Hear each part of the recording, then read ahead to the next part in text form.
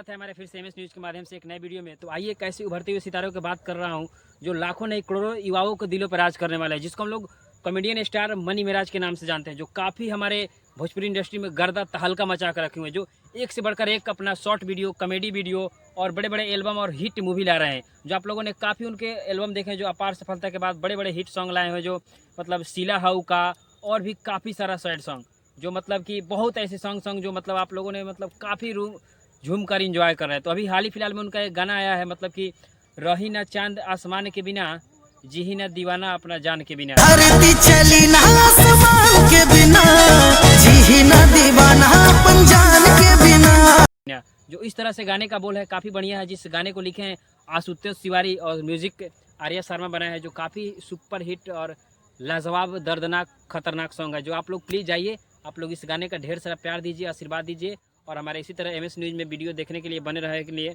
बहुत बहुत धन्यवाद। फिर मिलेंगे किसी नए शख्सियत के साथ, जब तक के लिए ओके, धन्यवाद।